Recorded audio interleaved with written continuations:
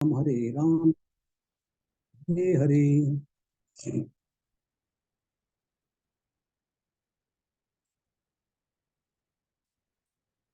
हरे कृष्णा कृष्ण हरे हरे, हरे राम राम राम हरे हरे, हरे कृष्णा कृष्ण कृष्ण हरे हरे, हरे राम राम राम हरे हरे, हरे कृष्णा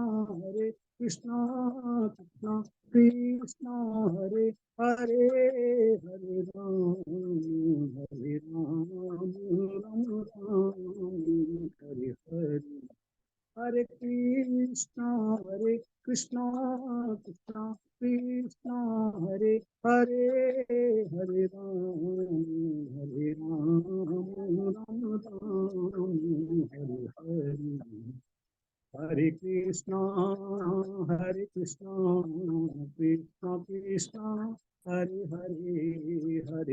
कृष्णा कृष्णा हरे हरे, हरे राम राम हरे हरे, हरे कृष्णा कृष्णा कृष्णा हरे हरे, हरे राम राम हरे हरे, हरे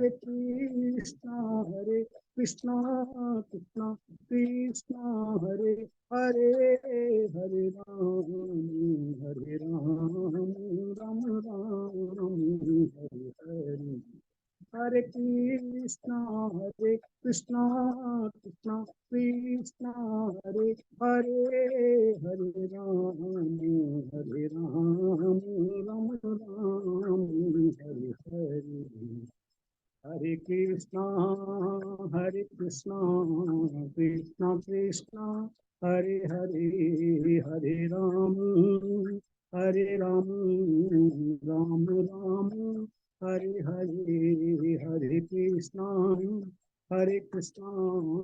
कृष्णा कृष्णा हरे हरे, हरे कृष्णा कृष्णा कृष्णा हरे हरे, हरे राम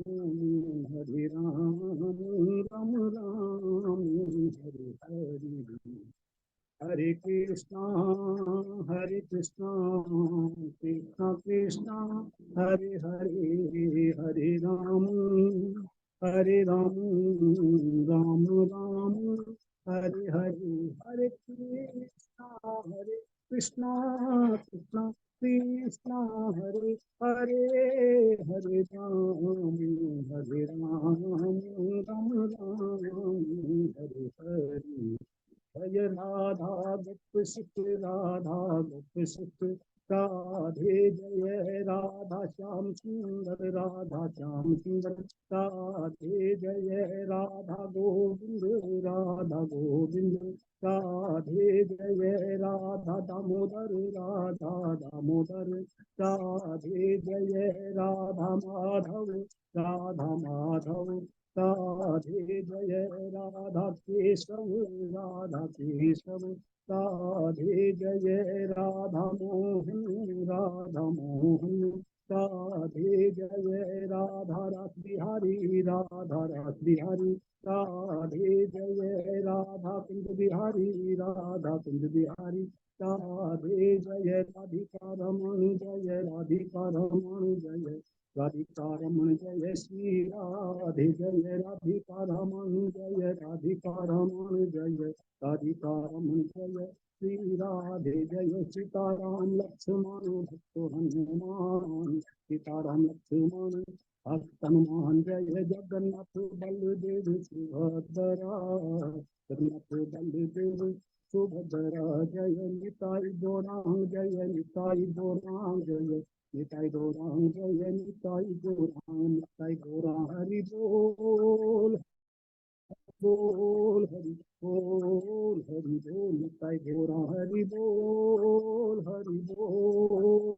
हरि बोल हरि बोल, जय जय प्रभुपाद प्रभुपाद प्रभुपाद प्रभुपाद, जय जय गुरुदेव गुरुदेव गुरुदेव गुरुदेव। हरे Krishna. Thank you for the kitten, Prabhu. Very nice. Okay, so yesterday we were looking at the offenses, the aparadhs to the holy name. कल हम हरि नाम के प्रति जो अपराध हैं उन पर देख रहे थे, चर्चा कर रहे थे। Okay, let's start with some prayers. Om Jnana Timirandasya Gyananjana Shalakya Chakshurunmilitam Yena Tasmai Shri Gurave Namaha Shri Chaitanya Manopistam Stapitam Yena Bhutale Sayam Rupa Kidamayam Dadati Swapadantikam Vandeyaham Shri Guruho Shri Yuta Paragamalam Shri Guruna Vaishnavamscha Shri Rupam Sagrijatam Sahagana Raghunatanvitam Tam Sajivam Sadvaitam Savadutam Parijana Sahitam Krishna Chaitanya Devam Shri Radha Krishna Padan Sahagana Lalita Shri Visakanvitam Scha Hey Krishna Karuna Sindhu Dinabandho Jagatpate Gopesha Gopika Kanta Radha Kanta Namostate Tapta Kanchana Gaurangi Radhe Vrindavaneshwari Vishabhanu Sute Devi Pranamami Hari Priye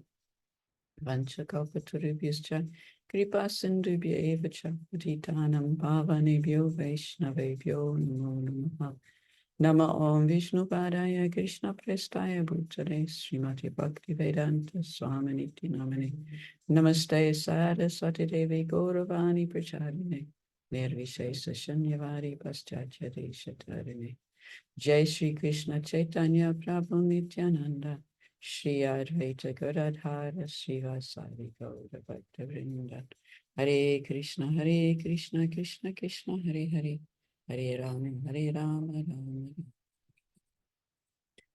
Okay, thank you everybody. Welcome to today's class. आप सबका आज की कक्षा में हार्दिक स्वागत है। So on the first day we looked at the glories of the holy name, how to take up the holy name, and chanting in Namabas, which is all auspicious. तो पहले दिन हमने चर्चा करी थी हरि नाम के बारे में और किस प्रकार से हरि नाम ले सकते हैं और नामभास के स्तर पर जप करना। And then yesterday we were looking at because Namabas is such a platform to aspire for, we were looking how do we get out of Namaparad and get to that platform of Namabas. तो कल हम चर्चा कर रहे थे कि जो नामभास का स्तर है जिस तक कम से कम सब पहुंचना चाहते हैं तो उस पर किस प्रकार से पहुंच सकते हैं और नाम अपराध से किस प्रकार बचें। Today we're going to look at some more about chanting. I've taken from a number of different sources, including a Vaishnav etiquette manual, the section on japa. आज हम देखेंगे कि किस प्रकार से जप कर सकते हैं और अलग अलग जगहों से इसके बारे में लिया है और वैष्णव एटिकेट की जो पुस्तक है उसमें से भी कुछ बातें ली गई हैं जप के बारे में। So first, before we start, does anyone have any comments or questions from yesterday's class or the day before's class that they'd like to put forward now? तो आज की कक्षा की हम शुरुआत करें उससे पहले किसी का कोई प्रश्न है कल की कक्षा से या परसों की कक्षा से तो वो अभी इस स्तर पर उस चीज को पूछ सकते हैं।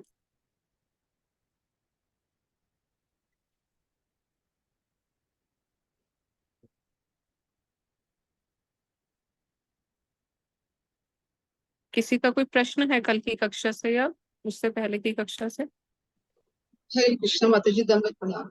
Hare Krishna, धन्यवाद। थैंक यू माता जी, बहुत सुंदर चल रहा है ये, बहुत सुंदर लग रहा है माता जी और बहुत कुछ सीखने के लिए मिल रहा है। हमारे को झंझोड़ देता है कि हम सब भूल जाते हैं और फिर ऐसे ही चलते रहते हैं। माता जी कल की क्लास से मेरे दो प्रश्न है। एक तो जो रूप गोस्वामी जी की लीला थी उससे रिलेटेड है कि जैसे उन्होंने अनजाने में लीला स्मरण करते हुए अपराध हो गया उनसे, तो हम लोगों को तो सब कुछ मालूम होने के बाद भी कई बार हम जानबूझकर भी अपराध कर बैठते हैं कि चल जाएगा, तो हम कैसे छुटकारा पा पाएंगे? मतलब उनको ही इतनी मुश्किल हुई तो हम लोग कैसे मतलब उसका निवारण कर पाएंगे? फर्स्ट क्वेश्चन ये है। Mataji, she is first of all, she's saying thank you for such an amazing session that we are having from last 2 days.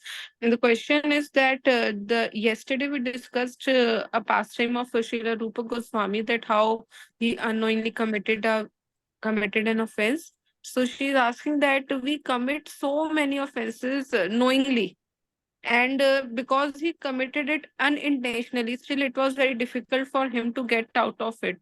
So how will we get out of so many offenses?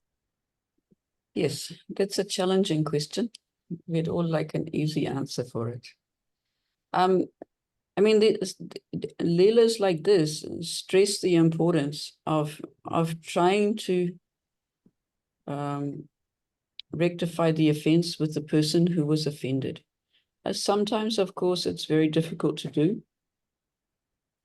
माता जी बता रहे हैं कि बहुत अच्छा और सही प्रश्न है, और इसका जवाब देना भी सरल नहीं है। बट माता जी बता रहे हैं कि ऐसी जो लीलाएं हैं जिसके बारे में जब हम ऐसे ही पढ़ते हैं, हमें ऐसे बताया जाता है, तो इसका यही मतलब होता है कि किस प्रकार से उस व्यक्ति के पास जाकर ही उस अपराध की क्षमा मिल सकता है। So, but we must try. We must not just pass it off and say, okay, if we can continue chanting the holy name, that will get rid of all my offenses. We must cultivate this humble position and realize that we do commit offenses, and we have to try and beg forgiveness when and wherever we can. तो माता जी बता रहे हैं कि ये इस प्रकार से हम इसको नहीं ले सकते कि अच्छा यार चल हो गया कोई बात नहीं, अब हम हरि नाम का जप और ज्यादा करते हैं तो इस चीज से बच जाएंगे। लेकिन हमें वो विनम्र स्तर तक आना पड़ेगा कि हाँ, हमसे अपराध हुआ है, और जितनी हो सके कोशिश करें कि ऐसे क्षमा मांगे उस चीज के लिए। And yeah, sometimes we don't beg forgiveness out of a feeling of embarrassment. तो कभी कभी क्या होता है कि हम क्षमा इसलिए भी नहीं मांगते क्योंकि हमें शर्म आती है क्षमा मांगने में। And we don't know to what extent the holy name is going to forgive us or not. और फिर हमें पता ही नहीं लगता कि हरि नाम हमें माफ करेगा भी कि नहीं करेगा। So, but we have to endeavor to at least take the humble position and realize that we're making offenses, and try our best to always remain humble and not think of ourselves as we're doing so wonderfully. तो हमें ही विनम्र स्थान लेकर और ये सोचना होगा कि हम ऐसा ना करें और इन सब चीजों से बचकर ही रहें। If you look at the writings, the songs, and whatever our previous acharyas are saying, how much a humble position they're taking up, that they're saying that they have no attraction for the holy name. They're saying that they're offenders and this sort of thing. And people like Haridas, he never ever even tried to go into the temple. He always took the humble position. I'm the most fallen. तो माता जी बता रहे कि अगर आप देखो कि हमारे आचार्यों ने जो भजन लिखे हैं, गीत लिखे हैं, प्रार्थनाएं लिखी हैं, उसमें हमेशा वो यही एक बात बोल रहे हैं कि हम बहुत ज्यादा गिरे हुए हैं और हमारा हरि नाम के प्रति कोई भी रुचि नहीं है। और अगर हरिदास ठाकुर की बात करें तो वो खुद को इतना छोटा समझते थे कि वो कभी मंदिर के अंदर भी प्रवेश नहीं करते थे, ये सोचकर कि मैं बहुत छोटा हूँ। So while we try and maintain this humble position, and we try and get rid of our embarrassment enough to at least sometimes beg forgiveness for our offenses. तो हमें इन चीजों से ऊपर उठना होगा और कभी कभी हमें समझना होगा कि हमें अपने अपराधों के लिए क्षमा मांगनी ही पड़ेगी। And do our best. और फिर अपना सबसे अच्छा दें। Okay, is that okay? I don't have a perfect answer. माता जी कह रही है ये ठीक है, क्योंकि उनके पास इस चीज का कोई बहुत सटीक जवाब तो नहीं है। यस माता जी, यही सब होना चाहिए। और लेकिन हम लोग, हमारा शायद ईगो ही आगे आता है जो हम लोग मतलब उसके लिए मतलब माफी नहीं मांग पाते हैं। सेकंड क्वेश्चन माता जी ये था कि जैसे बताया गया था कि हाँ हम लोग माला करते हैं, चंडिंग कर रहे होते हैं, तो 2 माला 4 माला करके हमारा सोने का मन करता है, वो आलस्य की तरफ जाता है कि हम आलसी हैं। कभी कभी हेल्थ इश्यूज होते हुए या मतलब जैसे हम गृहस्थ हैं उसमें किसी और काम को प्रेफरेंस कर देते हुए हम लोग आगे बढ़ते हैं, मालों को पीछे रख देते हैं, लेकिन माइंड में यही चलता रहता है जब तक हम हमारे 16 राउंड कंप्लीट नहीं हो जाते।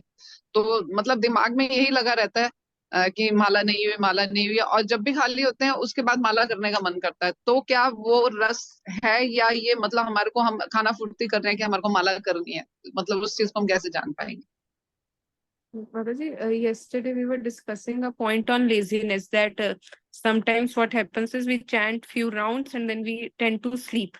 She is asking that if this happens sometimes due to health issues, or maybe because we are in Grihast ashram and we have to look over some other things as well, and sometimes we have to give them priority over our chanting. So, but in the back of the mind, we always have that we have to complete our rounds, we have to chant, and whenever we get free time, we also want to chant some more rounds. So, is it just the formality that we are doing because we are doing it daily, or is it that we are in the on the right track? So, yeah, I mean, some devotees like to sit down and chant 16 rounds all at one time. But for, as you said, for householders, that doesn't work out practically. I read somewhere from Bhakti Vinod Thakur, I don't have the reference, but he was saying we should try and group our rounds in groups of 4. Like Prabhupada gave the example also. He chanted 4 rounds when he was a householder. He chanted 4 rounds in the morning and 4 before breakfast, 4 before lunch, and 4 before his evening meal. So like that, to try and be a little bit regulated. Generally, our advice now, we'll have a quote possibly from Srila Prabhupada to back this up, that we should chant as many rounds as we can as early in the morning as we can, preferably in the Brahma Muhurta hours. And if not, as soon as possible after that.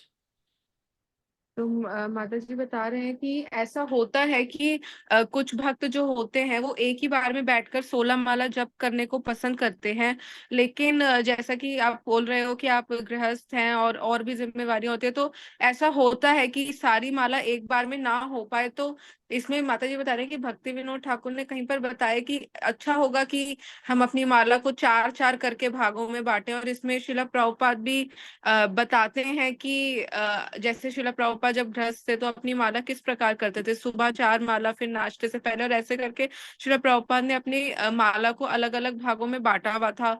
और लेकिन अच्छा होता है कि हम जितने ज्यादा जब हो सके उसको ब्रह्म मुहूर्त में करें, और बाकी फिर जब समय लगे उसको तब करें। और मैं तो कह रही कि शायद आज भी इस पे कुछ चर्चा होगी शिला प्रभुपाद ने जो बताया होगा उससे। So, and of course, there are times when we're sick and there are times when we fall asleep. Now, sometimes when we fall asleep, we should do something to wake ourselves up. But sometimes if we're really tired, we should take a break and take a rest and come back when we're feeling a little fresher. माता जी कह रहे हैं कभी कभी ऐसा होता है कि हमें नींद आती है जब करते हुए, और हमें होता है, लेकिन हमें उस समय कुछ तरीके अपनाने चाहिए जिससे हमारी नींद जो है वो खुल जाए। लेकिन अगर सही में आपकी तबीयत खराब है और सही में आपसे जप नहीं हो रहा है, तो इस ऐसे करने से तो अच्छा है कि आप थोड़ी देर रुको, आराम करो और उसके बाद दोबारा जप करने लगो। Because we should try and chant our rounds with the best attention we can manage. तो माता जी बता रहे हैं कि हमें हमें जो हमारा जप है वो पूर्ण मतलब ध्यान लगा के करना चाहिए जितना ज्यादा हो सके। Okay, थैंक यू माता। thank you. Anything from anyone else? Yes, yes, माता जी, I have हरे कृष्णा माता जी। Hare Krishna Prabhuji. Dhanvad Prabhu. Guru गोरखदास, Yes, Prabhu. just have 2 doubts. One of the अपराध is अश्रद्धालु को उपदेश देना. So our main duty is to preach the people. So at the time of preaching, we don't know he is Shraddhalu or Ashraddhalu. We have to start from somewhere. So how to do about this to avoid such aparadh? Do you want to repeat the question for the Hindi speakers? तो प्रभु जी का प्रश्न ये है कि एक हमने अपराध पढ़ा था कि अश्रद्धालु को हरि नाम की महिमा का उपदेश देना, और इसमें प्रभु जी कह रहे हैं कि पर हमारा मुख्य कार्य जो है वो तो प्रचार करना है। तो किस प्रकार से हम इस चीज को समझें कि कौन अश्रद्धालु है? वो तो बात करने के बाद ही पता लग पाता है। So in the Bhagavad Gita, in one purport, I don't remember which sloka, after 1866, maybe 1867, 1868, Prabhupada says that the devotees of the Lord are even more merciful than the Lord, because they will take a risk to preach, just to try and spread the chanting of Hare Krishna Mahamantra. तो प्रभुपाद बता रहे हैं कि जो भगवान के भक्त हैं वो भगवान से भी अधिक दयालु होते हैं, और वो किसी भी जीव के ऊपर दया खाकर उसे हरि नाम का उपदेश देते हैं। But of course, when we're preaching, if we find somebody who is really inimical, then we should immediately stop. Guru Maharaj's advice is shove a samosa in their mouth. तो माता जी बता रहे हैं कि लेकिन अगर हमें बात करते करते कभी पता लगता है कि वो व्यक्ति अश्रद्धालु है, तो उस समय ही हमें रुक जाना चाहिए और प्रचार नहीं करना चाहिए। गुरु महाराज कहते हैं कि अगर वो कुछ बोल रहे हैं तो उसके मुंह में समोसे भर दो। So basically, if they're not receptive to preaching, we can give them prasadam. We can make sure they hear the holy name. If they're inimical to the holy name, we can just leave them alone. But yeah, we try and preach to them, and we'll soon get an idea of if they're receptive or not, and treat them accordingly. तो माता जी बता रहे हैं कि हमें समझना होगा इस चीज को, और अगर कोई ऐसा है तो उसे सिर्फ प्रसाद दे दो और इस चीजों के बारे में समझा दो कि हरि नाम सुना दो। लेकिन अगर वो उसमें भी नहीं संतुष्ट होता और तब भी बहुत खिलाफ होता है तो उसके हाल पर ही छोड़ देना बेहतर है। Okay, you have a question? Yes. Chopra Prabhuji has a question. Yeah, okay. Vinod Prabhu. माता जी दंडवत प्रणाम। धन्यवाद। माता जी मेरा ऐसे है, मैं सुबह उठ के ना जी जो मेरी डेली रूटीन है, पूजा करने के बाद मैं सारे दिन में 26 राउंड्स जो है ना करता हूँ, जो जस्ट अभी 15-20 मिनट आधा घंटा पहले मैंने कंप्लीट किए 26 राउंड्स। लेकिन मेरा जो ना बुक रीडिंग और हियरिंग जो है बड़ा वीक है। तो मैं ये आपसे पूछना चाह रहा हूँ, क्या इसको मैं 16 माला पे ला के बुक रीडिंग और हियरिंग को बढ़ाऊं? जबकि इसमें मेरे को डर भी लगता है कि शायद मैं 16 राउंड पे आ जाऊं और फिर जो ना मैं बुक रीडिंग और हियरिंग फिर भी ना कर पाऊं। तो मैं आपकी सजेशन मांग रहा था माता जी। So Mataji, he is asking that I chant 26 rounds daily, and I tend to complete it by the evening. Like he's saying that he completed it 15-20 minutes before right now. So he's asking that I am weak in book reading and hearing. So sometimes I think that I should chant only 16 rounds and focus more on book reading and hearing. But at the same time, he is a little doubtful that he'll reduce his rounds as well, and he'll still not read and hear. So what should he do? He's asking for your suggestion. So chanting is our main process, but the reading of books will help us to keep the right conception, as we were talking about on the first day, how we have to understand the knowledge of these three things: who is Krishna, who is the jiva, and who is the material energy, and the relationship between them. So this knowledge will help us to get rid of anarthas and aparads. So knowledge is also important for us. तो माता जी बता रही है कि वैसे तो जप करना हमारी सबसे महत्वपूर्ण गतिविधि है, लेकिन पहले दिन में हमने पढ़ा था कि किस प्रकार से पढ़ना, ज्ञान होना भी बहुत ज्यादा महत्वपूर्ण है, और इसके लिए ज्ञान पाने के लिए पुस्तकें पढ़ना महत्वपूर्ण है। So in general, with our sadhana like this, I can't give you exactly what's going to suit you. You have to try some things out and see how they go.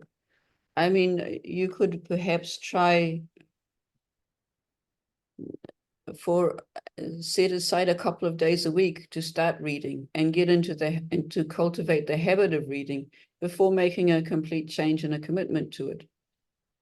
तो माता जी बता रहे हैं कि एग्जैक्टली तो मैं आपको नहीं बता सकती कि आपको अपनी साधना में क्या बदलाव करना चाहिए, वो तो आपको ही देखनी पड़ेगी ये चीज कि किस प्रकार से आप कर सकते हो। लेकिन माता जी एक सजेशन दे रहे हैं कि हफ्ते में कुछ दिन आप चुन सकते हो धीरे धीरे पढ़ने की आदत बनाने के लिए, कि शुरू में जैसे मैं हफ्ते में कुछ दिन पढ़ूंगा, तो धीरे धीरे आप ये चीजें करोगे तो शायद आपकी आदत में आ जाएगी, तो फिर वो धीरे धीरे आप उसको बढ़ा सकते हो।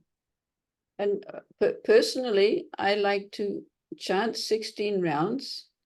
And when I finish that first 16 rounds, I go and do some other things. तो And माता जी बता रहे हैं कि खुद वो अपने अनुभव से बता रहे हैं कि वो सबसे पहले अपनी 16 माला का जप करते हैं, उसके बाद वो किसी और चीज में लगते हैं। And then later on, if I start listening to a lecture and my concentration's not there, I can't hear it. I start reading a book and I can't concentrate. Then I can go back either to listening to some kirtan or to go back to chant some more rounds, because I don't want to waste my time. So if something else is not working, then I can go back to chanting or hearing some kirtan. तो माता जी बता रहे हैं कि मैं जैसे कुछ lecture सुन रही हूँ लेकिन मेरा मन नहीं लग रहा उसमें, तो मैं कोई पुस्तक उठा लेती हूँ, उसको पढ़ने लग जाती हूँ। उसमें मन नहीं लगता तो फिर कुछ और करने लग जाती हूँ, और किसी चीज में मन नहीं लगता तो फिर मैं दोबारा से जब शुरू कर देती हूँ। लेकिन हमेशा कुछ ना कुछ करती रहती हूँ ताकि मेरा जो समय है वो व्यर्थ ना हो। So you will just have to try and find what suits you, and try and understand the importance of hearing classes and reading books as well as chanting. तो आपको कक्षाओं में आना रेगुलर करना पड़ेगा, और पुस्तकों को पढ़ना भी बिल्कुल सही तरीके से रेगुलर करना पड़ेगा, और अपना जप भी रोज ही करना है। Okay, thank you. Rina Mehta has her hand up. Reena, हरे कृष्ण माता जी, दंडवत प्रणाम। माता जी माता जी मेरा Thank you, Prabhuji. माता जी मेरा क्वेश्चन है, जैसे माता जी ने अभी कहा ना कि जैसे हम लोग चैंटिंग करते हैं मॉर्निंग में, तो हमें थोड़ा नींद आने का होता है, नींद आती है मॉर्निंग में, इवन इन ब्रह्म मुहूर्त। तो मतलब क्या हम लोग उस टाइम लेक्चर सुन सकते हैं माता जी? तो माता साथ जी में हम नहीं चाहते कि लेक्चर हम मतलब ये चैंटिंग हम बाद में करें, हम सो जाए और चैंटिंग बाद में करें। मैं ये चाहती हूँ जैसे हम लोग मॉर्निंग में ही कंप्लीट करें अपनी चैंटिंग भी, और मतलब उस मतलब अपने आप को वेकअप रखने के लिए हमें क्या हम लोग लेक्चर सुन सकते हैं माता जी? चैंटिंग के साथ साथ माता जी पूछ रहे हो या हाँ, चैंटिंग? चैंटिंग के साथ साथ अच्छा माता जी, मतलब कभी हम okay, sorry. हाँ जी माता। She's asking that there was a question just right before that we feel sleepy during chanting even if we are chanting during Brahma Muhurat. So she's asking that can we play some lecture while chanting so that we can stay a little active or we can stay awake? No. Chanting, we'll get to that in this class today. Chanting is an exclusive activity. Our attention should be on hearing our chanting. Listening to lectures is also an exclusive activity. If we're listening to a lecture, we should be listening with 100% concentration. तो माता जी बता रहे कि नहीं, ऐसा नहीं होता। जो जप है वो बहुत ध्यान पूर्वक करना होता है। जप करते समय सिर्फ हरि नाम को ही सुनना होता है, और लेक्चर सुनना एक अलग गतिविधि है जिसको आपको अलग से ही करना होता है। ठीक है, ठीक, थैंक यू माता जी, हरे कृष्ण। Thank you. किसी Okay. भक्त का कोई प्रश्न है और? Yes, Kanti. हरे कृष्णा। वो तो अभी माता जी दंड प्रणाम। Hare Krishna. माता जी मेरा क्वेश्चन ये है कि लाइक जैसा कि आपने कल बताया था कि हमें सबसे पहले अपने स्पिरिचुअल मास्टर और जो भी मेंटोर हैं उनकी बात को मतलब फर्स्ट प्रायोरिटी देनी चाहिए। लेकिन यदि एट द सेम टाइम कोई सीनियर डिवोटी यदि उस मतलब मान लीजिए कोई प्रॉब्लम है उसका अदर सॉल्यूशन दे रहे हैं, तो यदि हम उस टाइम में यदि सोचूं कि मैं उनकी बात को न फॉलो करके मैं अपने स्पिरिचुअल मास्टर या जो मेंटोर है उनकी बातों को फॉलो करूं, तो माता जी उस टाइम भी तो मैं एक अपराधी कर रही हूँ ना, मतलब मेरा ये doubt. Madhavi, she's asking that yesterday we were discussing that we should, whatever the situation is, we should first listen to our spiritual master and Shiksha Gurus and follow their instructions properly. But sometimes there are situations that some senior devotee is giving some solution to some problem like on their own, but if we boycott the matlab, if we don't if we ignore the solution of that senior devotee and go as per our spiritual master or our shiksha guru, so is it an offense? The question is a little unusual wording, the way you're putting it. You should be, we are taking shiksha from all the ISKCON devotees. We're not taking shiksha from other senior devotees. तो माता जी बता रहे हैं कि हम सारे ISKCON के भक्तों से ही शिक्षा ले रहे हैं और हम किसी से ऐसे अलग से मतलब सीनियर डिवोटी से कोई अलग शिक्षा नहीं ले रहे हैं, सबसे ही हम शिक्षा ले रहे हैं. So it's not that we have to say, I can't do anything in my life until I go to the person who I've nominated as a Siksha Guru. We take responsibilities for our devotional service. तो माता जी बता रहे हैं कि ऐसे हम सख्त नहीं हो सकते कि जब तक वो व्यक्ति मुझे नहीं बताएगा जिसको मैंने अपना शिक्षा गुरु माना है तो मैं अपने जीवन में कुछ नहीं कर पाऊंगी, लेकिन हमारी जो भक्ति है वो हमारी जिम्मेवारी है और उसको हमें ही देखना होगा. But as we had that slide yesterday, that we should only take as a Siksha Guru somebody who represents the teachings of the founder Acharya. तो हमने कल ऐसा पढ़ा भी था कि हमें शिक्षा गुरु ऐसे ही व्यक्ति को स्वीकारना चाहिए जो संस्थापक आचार्य की शिक्षाओं को आगे बढ़ाते हैं. But even within that, if we are worried that our Diksha Guru or Siksha Guru will not like what we're doing, we should of course confirm with them. तो अगर लेकिन हमें लगता है कि हमारे दीक्षा गुरु और शिक्षा गुरु को ये चीज अच्छी नहीं लगेगी जो हम कर रहे हैं, तो हमें उनसे एक बार बताकर ही करना चाहिए. But we don't have to take every decision in our life with it, only asking them first. तो लेकिन हमें ऐसा नहीं है कि हमें अपने जीवन का हर जो निर्णय है वो उनसे पूछ कर ही लेना पड़ेगा सबसे पहले. Is that okay for you, Christian? तो क्या ये आपके सवाल का जवाब था या और कुछ है? Exactly, माता जी. Okay, thank you. Thank you, माता जी. हरे Krishna. Very good. I think that's it. You wanted to say something? I'll ask later. I think we should go for the class first now. Okay, let's go for the class.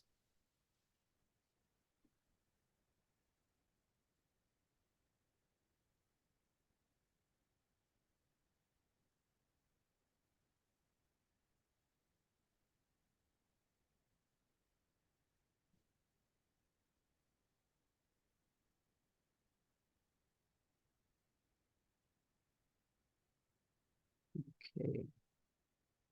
We'll try this. Then I'm trying to get my picture not in the way. It looks better.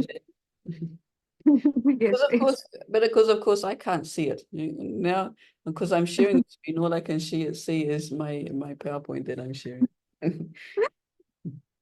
no, it's okay. Okay, so I've called this Techniques of Chanting, which is named after Nectar of Devotion has a chapter called Techniques of Hearing and Chanting. So I copied off that one. तो आज की जो कक्षा है वो जप करने के तरीके पर है और ये भक्ति रसामृत सिंधु में एक अध्याय भी है. So we've got from the Nectar of Devotion, from the Chaitanya Charitamrita by Srila Prabhupada. We've got from Radha Gopinath's Vaishnava Etiquette Manual. Now online you'll find many Vaishnava Etiquette Manuals and a lot of them are the same. So I don't know whose is the original. तो आज की जो कक्षा है उसके लिए माता जी ने जो पॉइंट्स लिए हैं वो लिए हैं भक्ति रसामृत सिंधु से, चैतन्य चरितामृत से जो श्रील प्रभुपाद ने अनुवाद करी है, और वैष्णव एटिकेट की जो पुस्तक है, वैष्णव सदाचार की जो पुस्तक है चौपाटी वाले मंदिर की, वो तो माता जी बता रहे कि ऑनलाइन बहुत सारे पुस्तकें हैं लेकिन पता नहीं कौन सी असली है, लेकिन लगभग सब में ही एक ही बात लिखी है, एक जैसी. The original one was done by Bhakti Charu Swami, and this one I think was done subsequently, it's more or less just a lot of do this, don't do that. And so I didn't follow that completely because it would get a little boring. तो माता जी बता रहे कि भक्ति चारू महाराज ने भी लिखी थी, तो उसी के बाद ही लिखी गई थी शायद, तो उसके अंदर बहुत ज्यादा क्या करना चाहिए और क्या नहीं करना चाहिए वो है, तो थोड़ा सा कक्षा में रुचि बनी रहे, इसलिए बहुत ज्यादा पॉइंट नहीं लिए हैं उसमें से। So we've also taken from Harinam Chintamani, from Satyanandan Swami's book, The Nectarian Ocean of the Holy Name, and from an article by Naranjan Swami, Our Progress in Life is Gauged by Our Chanting. तो भक्ति विनोद ठाकुर की हरिनाम चिंतामणि से भी points लिए गए हैं, और परम पूज्य सच्चिनंदन महाराज की जो पुस्तक है हरि नाम का रसमयी सागर, उसमें से भी पॉइंट्स लिए गए हैं, और जो परम पूज्य निरंजन महाराज की पुस्तक है कि हमारे जीवन में हमारी उन्नति हमारे जप पर आधारित है, उसमें से भी लिए गए हैं। Okay, now we spoke. This is a nice one to remember. Kale dosha nede rajan, asti heko mahad gunaha, kirtanad eva krishnasya, mukta sangha param vrajit. The most important factor in this age of Kali, which is an ocean of faults, is that one can be free from all contamination and become eligible to enter the kingdom of God simply by chanting the Hare Krishna Mahamantra.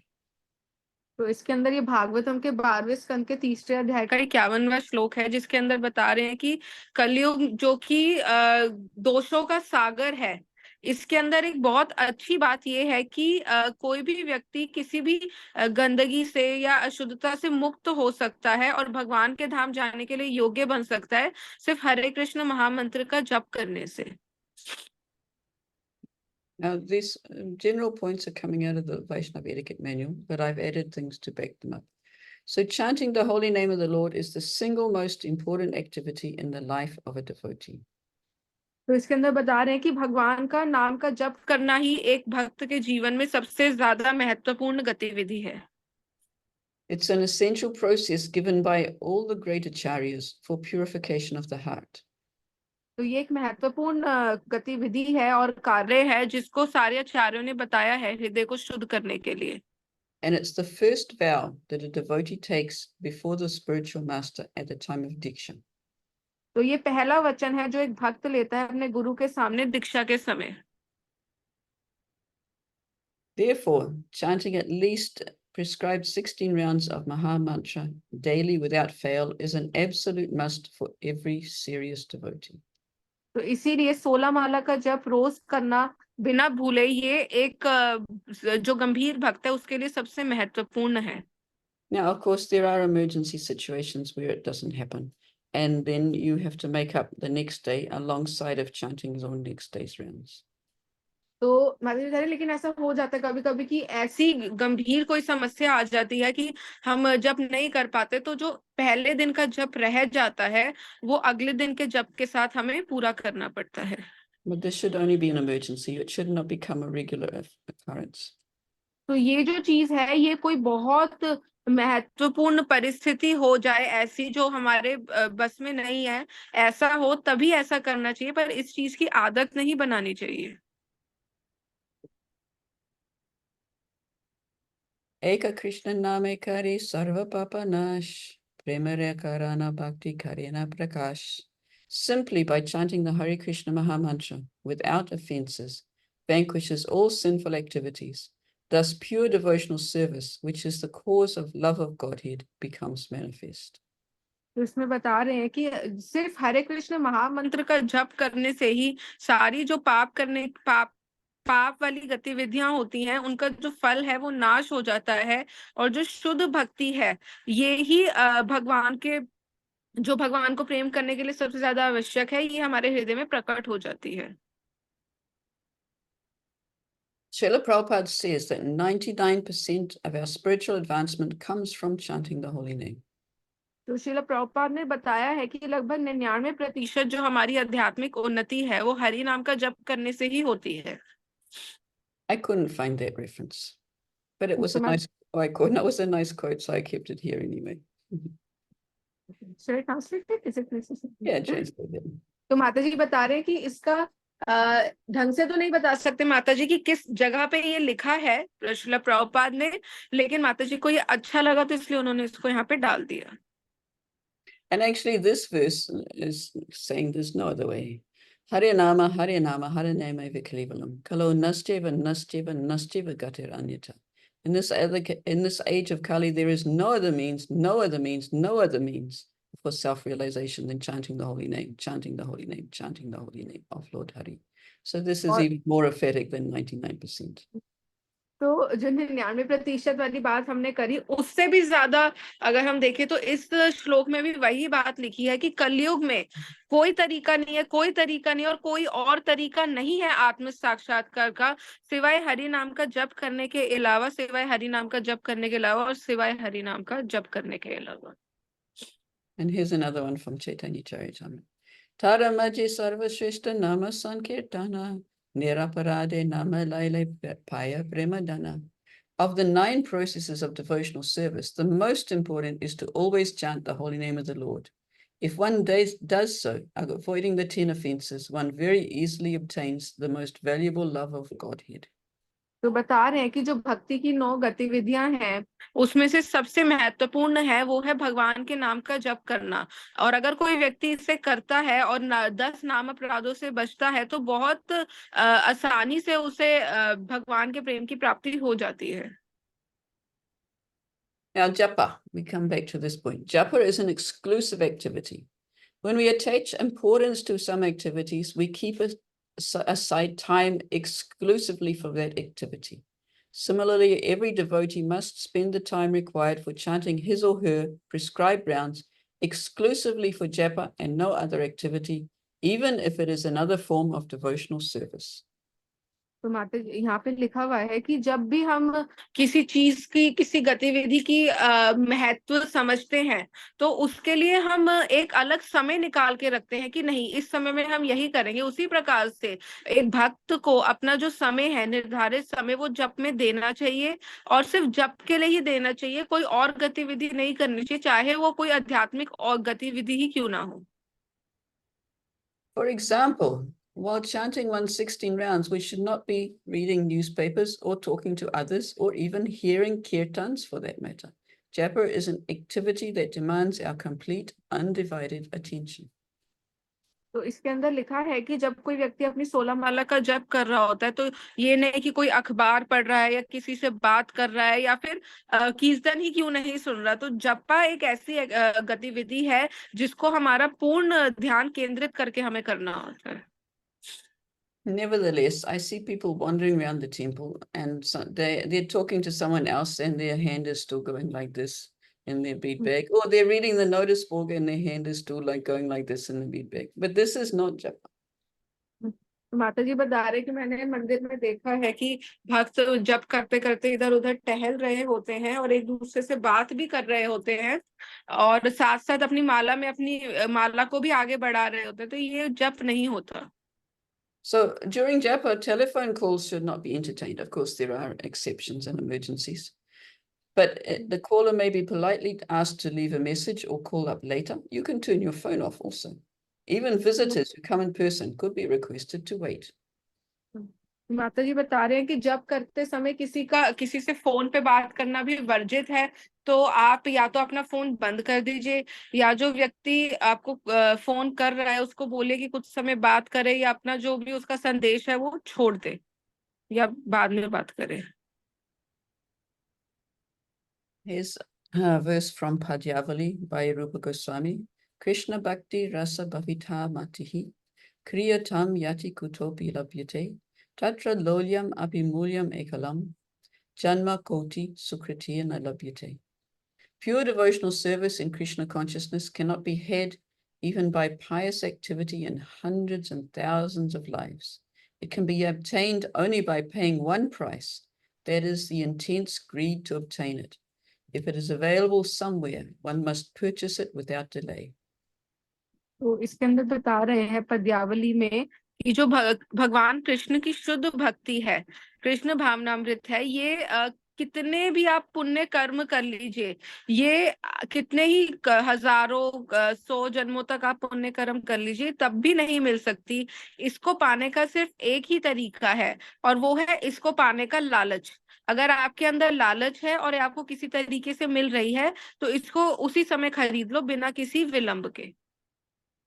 So therefore we should have an intense desire तो हमारे को बहुत प्रगाढ़ इच्छा होनी चाहिए। Strong desire must be manifest in the firm determination to chant one's prescribed quota of rounds every day. तो इसके अंदर बता रहे कि बहुत प्रगाढ़ इच्छा होनी चाहिए, और इससे क्या होनी चाहिए कि हमारा जो रोज का जप करने का जितना भी कोटा हमने सोचा है उसको हमें करने की बहुत ज्यादा प्रगाढ़ इच्छा और डिटर्मिनेशन होना चाहिए। Even in the midst of adverse and trying circumstances, और चाहे परिस्थितियां कैसी भी हों, चाहे अनुकूल ना हो हमारी भक्ति के, and also with the firm endeavor to improve the quality of one's japa. और एक और भी चीज अपने हृदय में बहुत दृढ़ तरीके से होनी चाहिए, वो है कि हमें अपने जप का जो तरीका है या क्वालिटी है, उसके जो गुण है उसको सुधारना है। A quote from Srila Prabhupada. Chanting japa should be done early in the morning with full concentration, preferably during Brahma Muhurta time. Concentrate fully on the sound vibration of the mantra, pronouncing each name distinctly, and gradually your speed in chanting will increase naturally. Do not worry about chanting fast. The most important is hearing. तो श्रीला प्रभुपाद बता रहे हैं ये चीज कि जो जप का कार्य है, जो जप है, वो सुबह सुबह कर लेना चाहिए ध्यान पूर्वक, और अच्छा होगा कि अगर हम उसे ब्रह्म मुहूर्त के समय कर सके। और श्रीला प्रभुपाद ये भी बता रहे हैं कि जो नाम का आवाज है, जो आवाज आती है नाम की, जो जप है, उसको हम बहुत ध्यान से एक एक शब्द को बोले, और ऐसा करने से धीरे धीरे जो हमारी स्पीड है वो अपने आप बढ़ जाएगी। उसके लिए हमें प्रयास नहीं करना होगा। श्रीला प्रभुपाद कह रहे हैं कि हमें जल्दी जल्दी जप करने का प्रयास नहीं करना, ना उसके बारे में सोचना है। सबसे महत्वपूर्ण है कि जो हम जप कर रहे हैं, हम बोल रहे हैं, उसको हम सुने।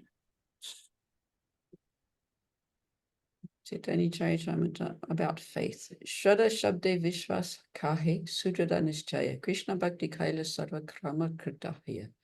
Shraddha is the confident, firm faith that by rendering transcendental loving service to Krishna, one automatically performs all subsidiary activities. Such faith is favorable to devotional service.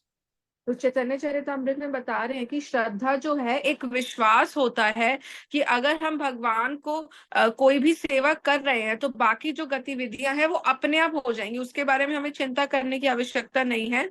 और ऐसा जो विश्वास है ये भक्ति के लिए अनुकूल है। Therefore, we have to have firm faith in the holy name. और इसी कारण से हमें हरि नाम पूर्ण विश्वास होना चाहिए।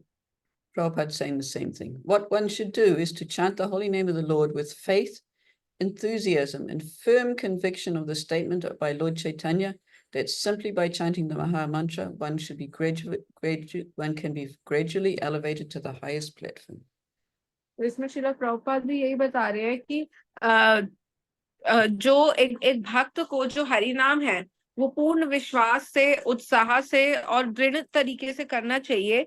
और ये ही महाप्रभु भी बता रहे हैं कि सिर्फ हरे कृष्ण महामंत्र का जप करने से जो एक भक्त है वो सबसे उच्च स्तर पर पहुंच सकता है। Attentive hearing. Our japa is good as the quality of our hearing. Therefore, attentive hearing is the most important aspect of japa. Without attentive hearing, our japa will become mechanical and tasteless.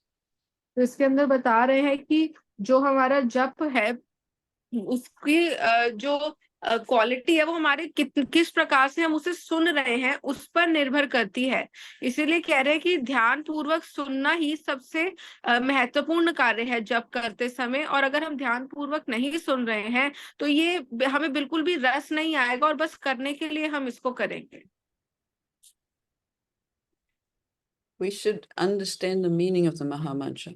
Since the Maha Mantra is a transcendental sound vibration, it will act even if one doesn't know the meaning of the mantra. But we should know what we're praying for when we chant the Maha Mantra. तो इसमें बता रहे हैं क्योंकि महामंत्र जो है वो एक आध्यात्मिक ध्वनि है और वो तो अपना असर करेगी चाहे हमें इसका मतलब पता हो या ना पता हो। लेकिन फिर भी हमारे लिए बहुत महत्वपूर्ण है कि जब जो हम मंत्र जप कर रहे हैं उसका क्या मतलब है, हम किस चीज के लिए प्रार्थना कर रहे हैं। So this is Srila Prabhupada's explanation. Our prayer of the Hare Krishna Maha Mantra means addressing Radha and Krishna to being engaged in their service. Hare Krishna means, "Oh Hare, oh Radharani, oh Krishna, please engage me in your service so that I can get relieved from the service of Maya." तो श्रील प्रभुपाद बता रहे हैं कि जो हरे कृष्ण महामंत्र की हमारी प्रार्थना है वो राधा और कृष्ण से प्रार्थना है, उनको बोल रहे हैं हम कि हमें अपनी सेवा में लगाओ। और हरे कृष्णा का मतलब होता है हे हरे, हे राधा रानी, हे कृष्णा, कृपया करके मुझे अपनी सेवा में लगाओ ताकि मैं माया की सेवा से छुटकारा पा पाऊं। So we don't have to try and invent other meanings. Like some people discuss, is Ram Balaram, is Ram Krishna, or is Ram Parashuram? This is not relevant to our real chanting. We sometimes discuss this with newcomers who are interested in other forms of the Lord. But actually, this is our meaning here. माता जी बता रहे हैं कि हमें ज्यादा इधर उधर के मतलब में ध्यान नहीं देना चाहिए, जैसे कि कुछ लोग कहते हैं राम का मतलब बलराम है या परशुराम है, क्या मतलब है। तो माता जी कह रहे हैं कि इन चीजों पे हमें चर्चा भी नहीं करनी चाहिए, लेकिन हाँ जो नए लोग आते हैं वो पूछते हैं, उनकी इस चीज में रुचि होती है, तो उन लोगों को समझाने के लिए हम बता सकते हैं, लेकिन जो असली मतलब है वो यही है जो अभी हमने पढ़ा। Our chanting must be like the desperate cry of a lost child crying for its mother. The mood must be one of helplessness and utter dependence on Krishna. तो हमारा जो जप है वो एक बच्चे के रोने की तरह होना चाहिए, जो तब रोता है जब वो अपनी माँ को ढूंढ रहा होता है। और जब हम जप करें तो हमारा भाव ये होना चाहिए कि हम बहुत ज्यादा बेबस हैं और भगवान के ऊपर ही आश्रित हैं। No desire for anything else. Na dhanam, na janam, na sundarim, kavitam va jagarisha kame, mama janmani janmanishvari, bhavatad bhakti rahitaki tvayi. Almighty Lord, I have no desire to accumulate wealth, nor do I desire beautiful women, nor do I want any number of followers. I only want your causeless devotional service, birth after birth. शिक्षाष्टकम का चौथा श्लोक है ना धनम ना जन्म वाला। तो इसके अंदर प्रार्थना कर रहे हैं कि हे भगवान, मेरे अंदर कोई भी धन प्राप्ति की इच्छा नहीं है, ना ही मुझे किसी सुंदर स्त्री की इच्छा है, और ना ही मुझे कोई अपने बहुत ज्यादा अनुयायी चाहिए। मेरे को तो सिर्फ हर जन्म में आपकी प्रेमा भक्ति चाहिए। So this is something I forgot when we were talking about what you can do before you start chanting in the morning. One thing you can do is recite Shikshastakam. Prabhupada gave us that after Mangalarti. It's actually very good. माता जी बता रहे हैं कि कल हम चर्चा कर रहे थे ना कि हमें जप करने से पहले हम क्या क्या गतिविधियां कर सकते हैं, तो ये बताना भूल गए थे कि शिक्षाष्टकम भी हम पढ़ते हैं जब शुरू करने से पहले। ये शिला प्रभुपाद ने बताया है, मंगला आरती के बाद हम शिक्षाष्टकम पढ़ते हैं। So this leads to not having any material motivation. We should not seek material benefits or facilities for sense enjoyment through our chanting. Our only bona fide favor to ask from the Lord is his service and the ability and the opportunity to chant his name always. तो इसके अंदर बता रहे हैं कि जब से हमें किसी भी भौतिक सुख की प्राप्ति की इच्छा नहीं करनी चाहिए, लेकिन हमें सबसे ज्यादा भगवान से क्या मांगना चाहिए कि हमें वो सेवा दे अपने जप करने की हर समय, और शक्ति दे कि हमेशा हम जप कर सके। So we heard yesterday how the holy name is Chintamani. It can bestow anything you want. And some people actually verify that they've chanted wanting something and they've got it. But there's a verse in Brihad Bhagavatamrita where I think Narad Muni says that the elevated souls don't like this kind of motivated devotional service because it delays your achievement of pure devotional service. माता जी बता रहे कि हमने किस प्रकार से कल पढ़ा था कि जो नाम है वो चिंतामणि है, हम जिस चीज की इच्छा करें इससे हम वो प्राप्त कर सकते हैं। और बहुत लोग अपना बताते हैं अनुभव भी कि हाँ ऐसा हुआ है कि हमने जप करा और हमने जो इच्छा करी थी उस चीज को हमने प्राप्त कर लिया है।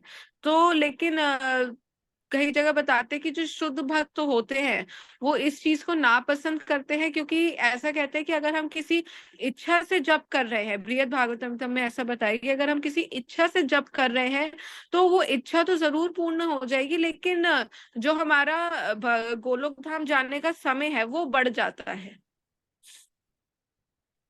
Humility. Lord Chaitanya says in his Sikshastakam prayers that unless one is humbler than a blade of grass, one cannot chant the holy name always. तो इसके अंदर बता रहे हैं कि महाप्रभु बता रहे हैं जब तक कोई अपने आप को तृण से भी अधिक नीचे नहीं मानता तब तक वो हमें हर समय जप नहीं कर सकता। I put the verse in as well. Chanarapi sunichena, tororapi sahishnuna, amani namanadena, kirtaniya sadahari. One should chant the holy name of the Lord in a humble state of mind, thinking oneself lower than a straw in a street. One should be more tolerant than a tree, devoid of all sense of false prestige, and one should be ready to offer all respect to others. In such a state of mind, one can chant the holy name of the Lord constantly. तो बता रहे हैं कि हमें जो जप है वो बहुत ज्यादा विनम्र होकर करना चाहिए और अपने आप को जो तृण से भी अधिक नीच स्थिति है उससे मानना चाहिए। एक वृक्ष के समान हमें सहनशील होना चाहिए और झूठी शान के प्रति हमें ज्यादा आकर्षित नहीं होना चाहिए और हमेशा दूसरों को आदर देने के लिए तैयार रहना चाहिए। और ऐसी ही परिस्थिति में कोई व्यक्ति, कोई भक्त हरि नाम का जप कर सकता है। Yeah, this is also important for our chanting in a good situation. We should select an environment that is conducive to good japa. Somewhere should be a little isolated, quiet place where there are no distractions. तो आसपास की परिस्थितियां हम बना सकते हैं अच्छा जप करने के लिए। ये भी बहुत महत्वपूर्ण है कि अकेले बैठकर जप करें, ऐसे स्थान पर जप करें जो बहुत शांत हो और जहां पर इधर उधर का ध्यान भटकने का कोई संभवता ना हो। Now, an ideal way of chanting is to sit nicely. It's recommended one sits cross-legged with the back erect. But if this doesn't work, if it makes you feel sleepy or you have back problems or leg problems, then you can also stand and walk. Prabhupada gave us that example. He would often walk backwards and forwards in his room while he was chanting his japa.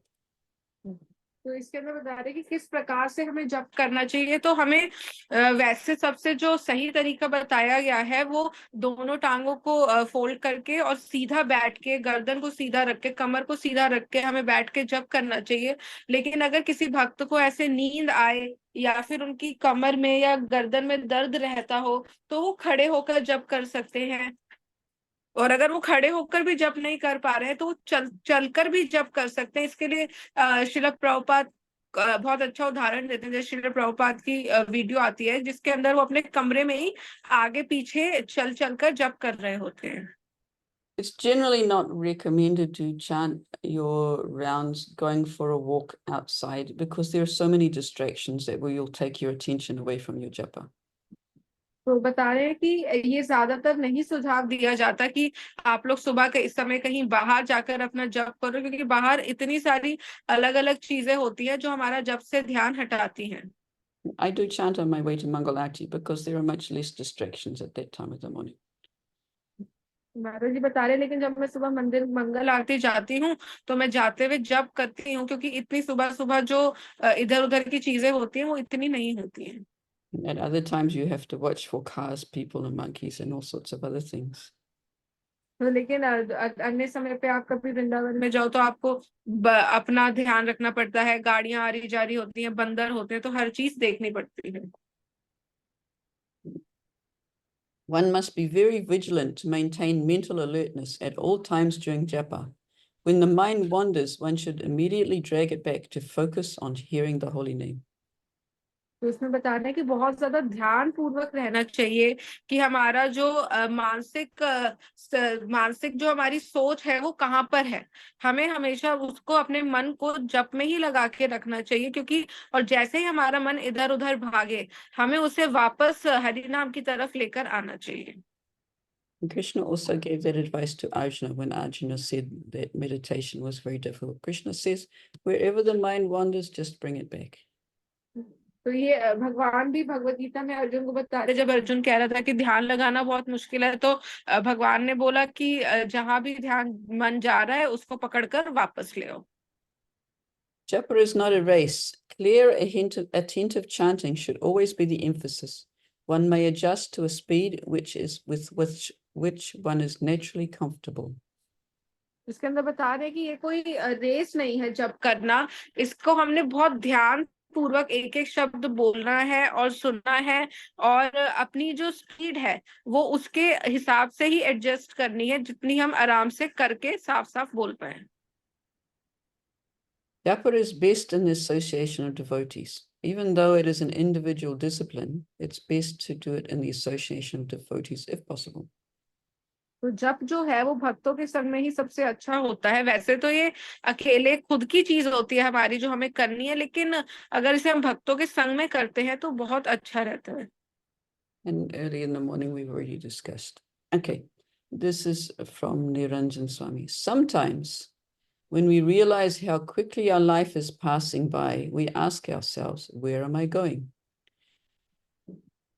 तो क्या होता है, कभी कभी हमें जब ये एहसास होता है कि कितनी जल्दी हमारा जीवन बीत रहा है, तो हम पूछते हैं कि अरे हम कहाँ जा रहे हैं। This is a good thought. Where am I going? What direction am I moving towards? तो यहाँ पे फिर विचार आते हैं अलग अलग कि मैं कहाँ जा रहा हूँ और किस तरफ जा रहा हूँ। Because everybody by nature should have some goal in life. और क्योंकि हर किसी को स्वाभाविक रूप से कुछ जीवन में एक गंतव्य स्थान होना चाहिए। Sometimes we get caught up in immediate goals, and sometimes we hear people say, I'm just taking it from day to day.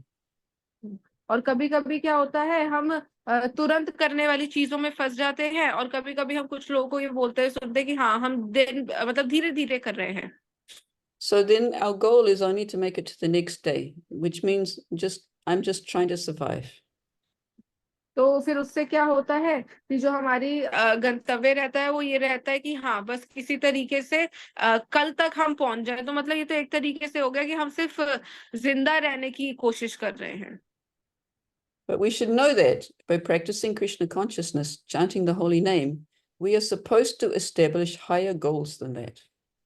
तो इसके अंदर बता रहे हैं, लेकिन हमें ये समझना चाहिए कि कृष्ण भावनामृत वो करने से और जप करने से हमें अपने जीवन में बहुत बड़े बड़े जो गोल्स हैं वो मिलते हैं।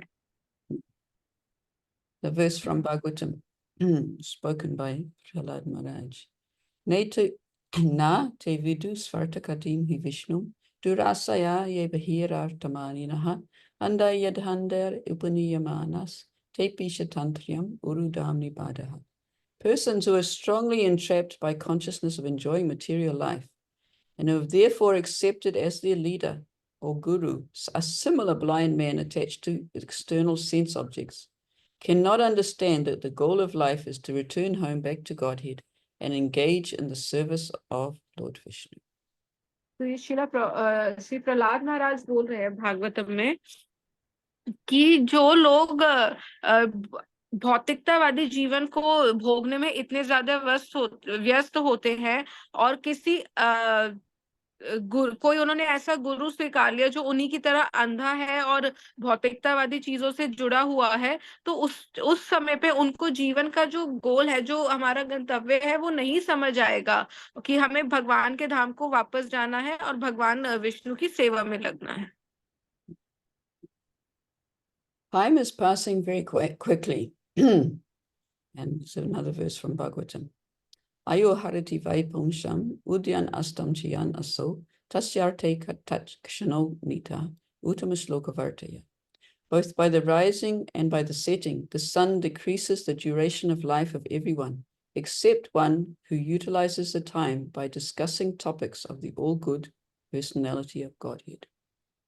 तो भागवतम में बता रहे हैं कि सूर्य उदय होने के साथ और अस्त होने के साथ हर व्यक्ति का जो जीवन है उसकी जो जितना भी समय लिखा है उसको कम कर रहा है, सिवाय ऐसे व्यक्ति के जो भगवान के विषयों में चर्चा करने में लगा हुआ है। So Krishna is the supreme goal of our life, that means that the holy name is also the supreme goal of life, because Krishna is identical to his holy name. तो इसके अंदर बता रहे हैं जो कृष्ण है वही हमारे जीवन का लक्ष्य है, और इसका मतलब ये है कि हरि नाम भी हमारे जीवन का लक्ष्य है, क्योंकि कृष्ण और उनका नाम एक ही है। Here is our verse that backs that up. Nama Chintamani Krishnas Chaitanya Rasa Vigraha Purna Shuddho Nitya Mukto Binatvam Nama Nami Ho. The holy name of Krishna is transcendently blissful. It bestows all benedictions, for it is Krishna himself, the reservoir of all pleasure. Krishna's name is complete, and it is the form of all transcendental mellows. तो इसके अंदर बता रहे हैं कि जो भगवान का नाम है, कृष्ण का नाम है, वो आध्यात्मिक रूप से पूर्ण आनंद देने वाला है, और सारे ही आध्यात्मिक आशीर्वाद जो भी होते हैं वो हमें नाम जप करने से मिलते हैं, क्योंकि ये नाम और कृष्ण एक ही है, और कृष्ण जो है वो सारे आनंदों का वो है, रसराज है पूरे आनंद के, और कृष्ण का जो नाम है वो पूर्ण है, और यही सारे आध्यात्मिक ध्वनि की और हर चीज का स्तोत्र है। It is not material name under any condition, and it is no less powerful than Krishna himself. Since Krishna's name is not contaminated by material qualities, there is no question of its being involved with Maya. Krishna's name is always liberated and spiritual. It is never conditioned by laws of material nature. This is because the name of Krishna and Krishna himself are identical.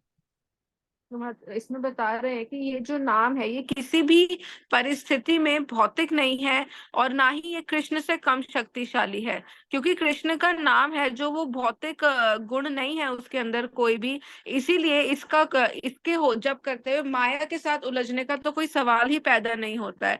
Krishna का नाम सदैव मुक्त है और आध्यात्मिक है, और ये भौतिक जगत के गुणों से नहीं मिला हुआ, और ये इसीलिए है क्योंकि कृष्णा और उनका नाम जो है वो एक ही है।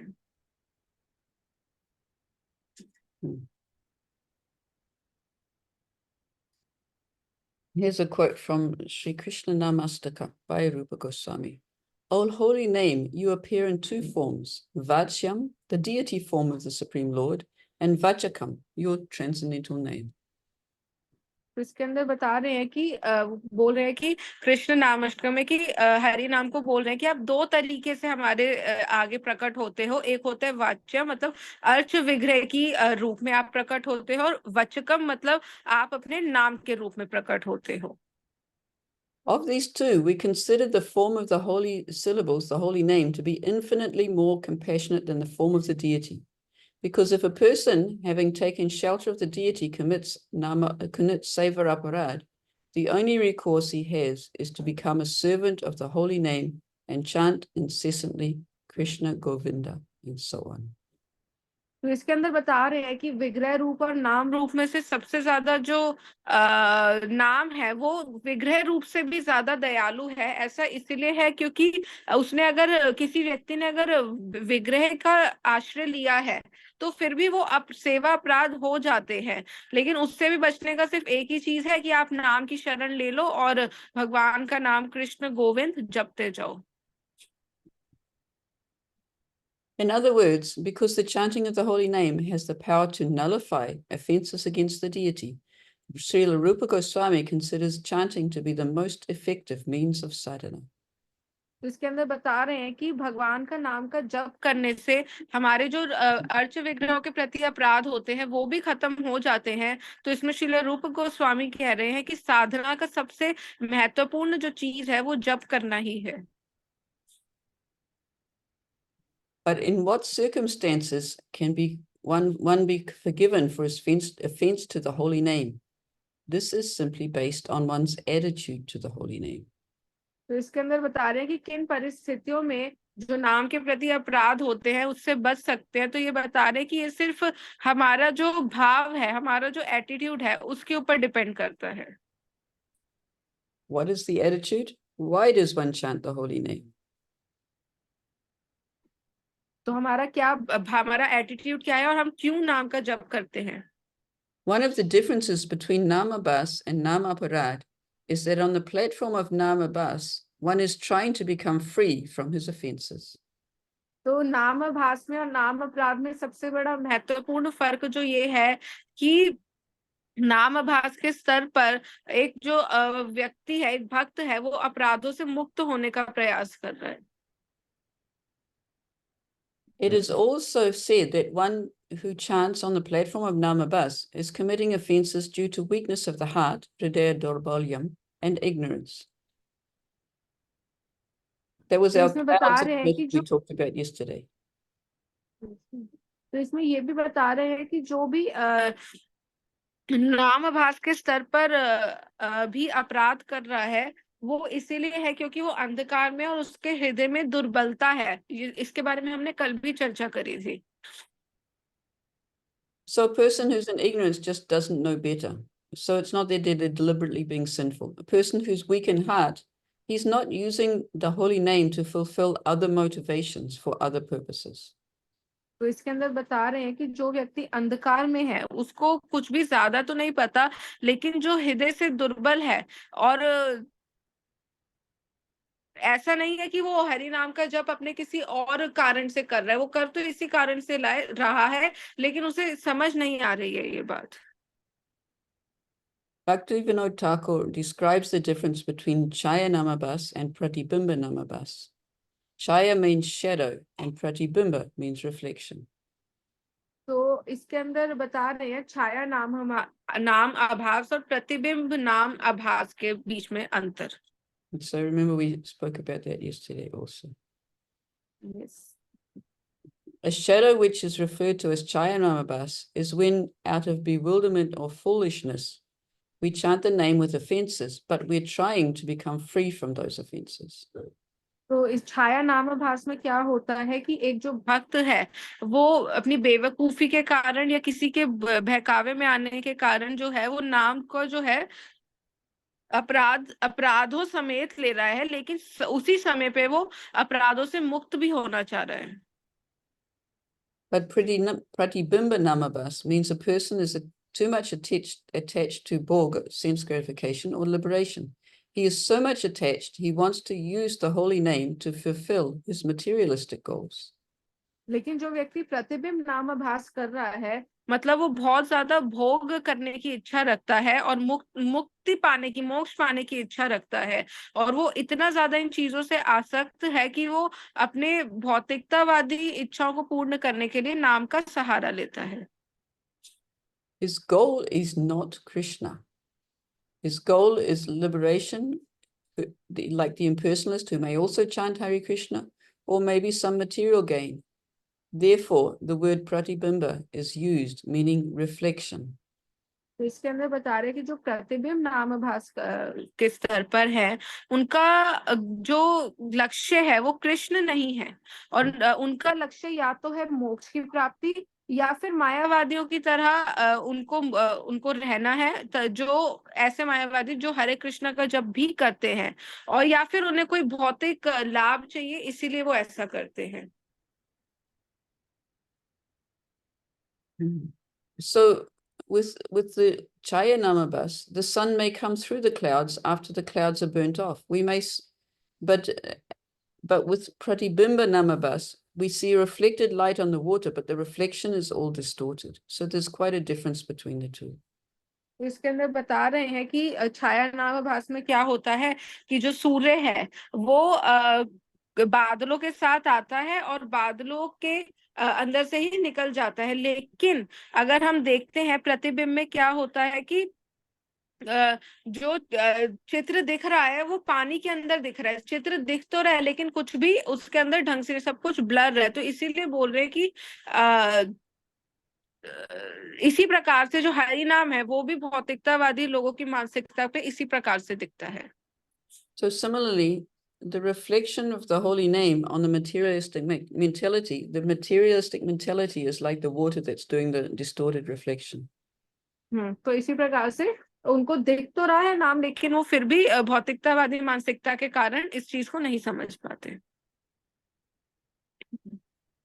So if one's goals is material, then the goal is not Krishna. तो अगर किसी का जो लक्ष्य है वो भौतिक है, तो उसका लक्ष्य कृष्ण तो नहीं है। And if his goal is not Krishna, Bhaktivinoda Thakur says that a person will never get love of Godhead, never chant the Shuddha Nam. तो अगर किसी का जो लक्ष्य है वो कृष्ण नहीं है तो वो कभी भी भगवान के प्रेम को नहीं प्राप्त कर पाएंगे और ना ही कभी शुद्ध नाम ले पाएंगे. Chaya Namabas, on the other hand, just means shadow. A person who chants on the Chaya Namabas is not motivated for material goals. तो इसके अंदर बता रहे हैं कि जो छाया नाम आभास के स्तर पर है वो कम से कम अपनी भौतिकतावादी इच्छाओं को पूर्ण करने के स्तर पर तो नहीं है.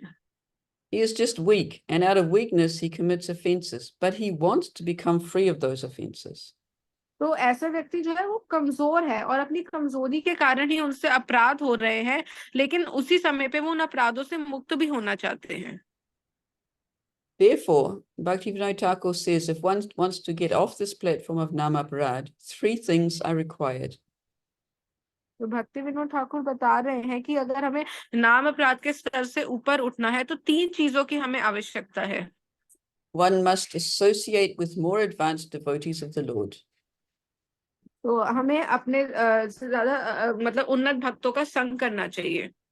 One must chant Hare Krishna in their association.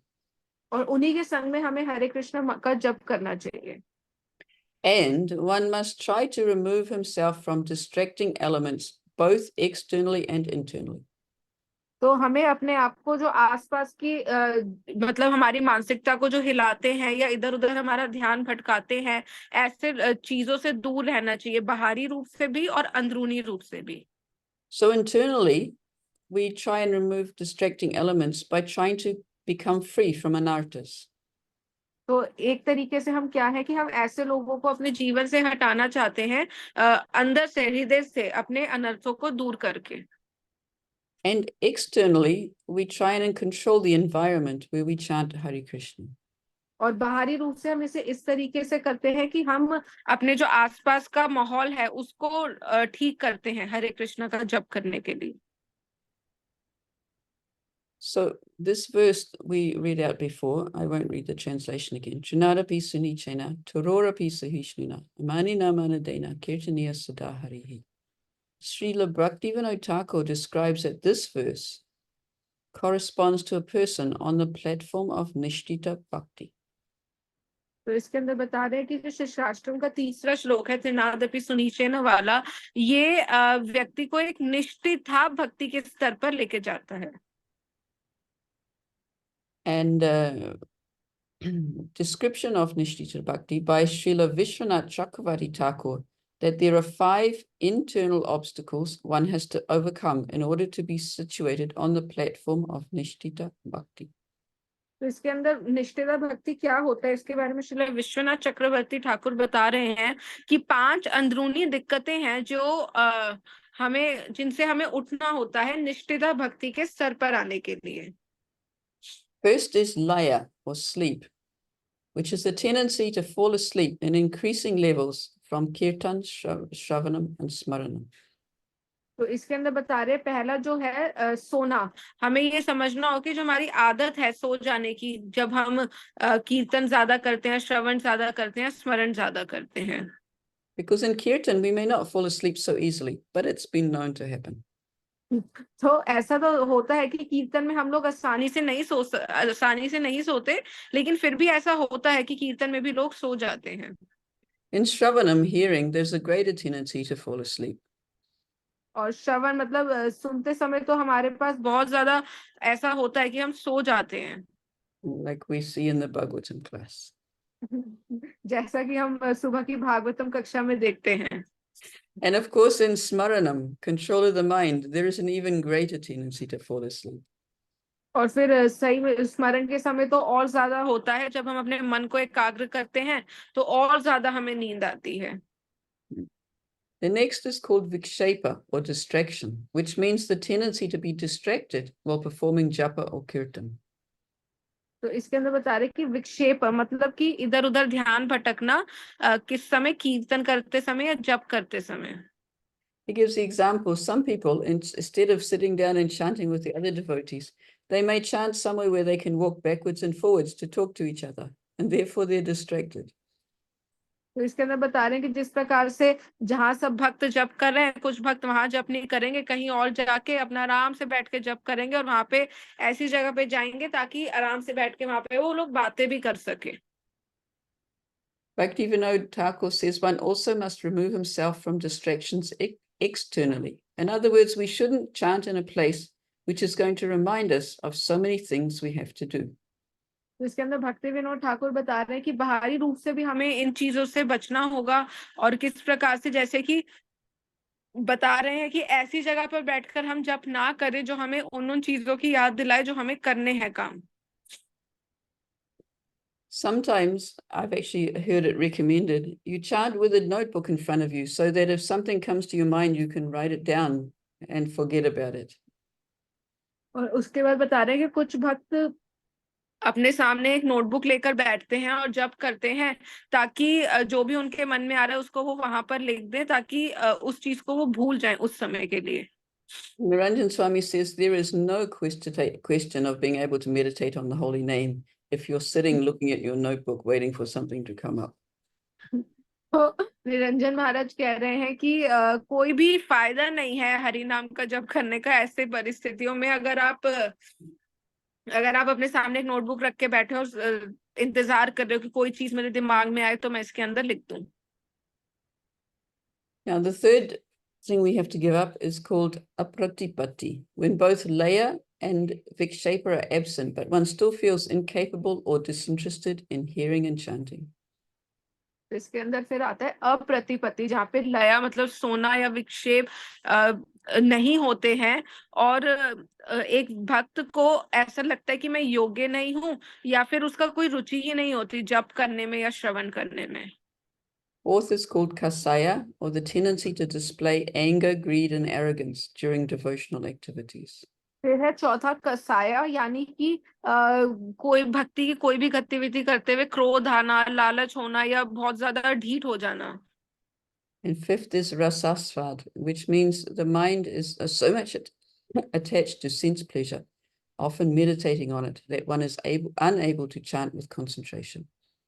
तो इसमें बताया रस आस्वादा, मतलब कि जो हमारा मन है वो भौतिकतावादी चीजों से आनंद से इतना ज्यादा आसक्त है कि हमें ध्यान पूर्वक हम जप ही नहीं कर पाते हैं।